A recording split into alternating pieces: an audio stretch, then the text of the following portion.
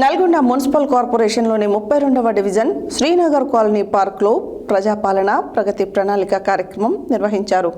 ఈ కార్యక్రమంలో 99 రోజుల యాక్షన్ ప్లాన్ల గురించి వార్డు సభలో మేయర్ బుర్రి చైతన్య శ్రీనివాస్ రెడ్డి పాల్గొని ప్రసంగించారు. నల్గొండ మున్సిపల్ కార్పొరేషన్లోని 32వ డివిజన్ శ్రీనగర్ కాలనీ పార్క్లో ప్రజాపాలన ప్రగతి ప్రణాళిక కార్యక్రమం నిర్వహించడం జరిగింది. ఈ కార్యక్రమంలో 99 రోజుల యాక్షన్ ప్లాన్ల గురించి వార్డు సభలో మేయర్ బుర్రి చైతన్య శ్రీనివాస్ రెడ్డి పాల్గొని ప్రసంగించారు. నల్గొండ పట్టణాన్ని స్మార్ట్ సిటీగా తీర్చిదిద్దడమే లక్ష్యంగా ముందుకు వెళ్తున్నట్టు తెలియజేశారు. ఈ కార్యక్రమంలో మాజీ municipal chairman Burri Srinivas Reddy, municipal సిబ్బంది పాల్గొన్నారు. మీ సమస్యలు ఏ ఉన్నా మా దృష్టికి తీసుకురావాలని, ఇప్పుడే ప్రభుత్వ పథకాలు అందరికీ అందుతున్నాయా లేదా, ఇంకా రాని వారికి అర్హులైన వారికి కూడా రావాలని కోరుకుంటూ మీరు అప్లై చేసుకోవాలి.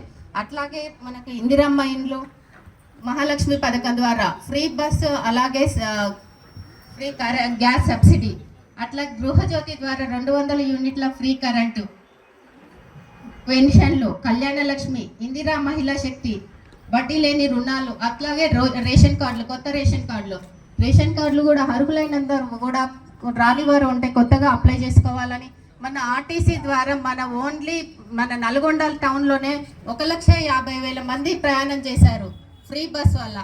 అట్లాగే మన తెలంగాణలో 290 కోట్ల మంది ప్రయాణం చేశారు. దానివల్ల 10 కోట్లు మనకు సేవ్ అయినాయి లేడీస్కి.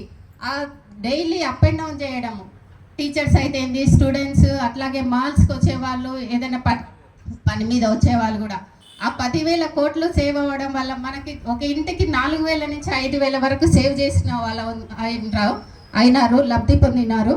అట్లాగే మీకు ఈ పథకాలను లబ్ధి పొందాలని అర్హులైన అందరూ కూడా వీటిని అప్లై చేసుకోవాలని, మీకు ఎలాంటి సమస్యలు ఉన్నా మా దృష్టికి తీసుకురావాలని, మెయిన్ మన డివిజన్ని చెత్తరహిత, అన్ని డివిజన్లో కూడా చెత్తరహిత కార్పొరేషన్గా తీర్చిదిద్దడమే మా లక్ష్యము. మెయిన్ మీరు చెత్తని బయట వేయకుండా ట్రాక్టర్లోకే ఇవ్వండి కంపల్సరీగా, రోడ్లపైన వేయకుండా. అవి కుక్కలు వచ్చి మొత్తము ఆగం చేస్తున్నాయి. తప్పకుండా ట్రాక్టర్కి ఇవ్వాలి. మీరు సహకరిస్తేనే మేము చేయగలుగుతాం. ఒక్కరం చేయడం వల్ల ఇది కాదు. మీరందరూ మాకు సహకరించాలని కోరుకుంటున్నాను. నాకు ఈ అవకాశం ఇచ్చినందుకు ప్రత్యేక ధన్యవాదాలు.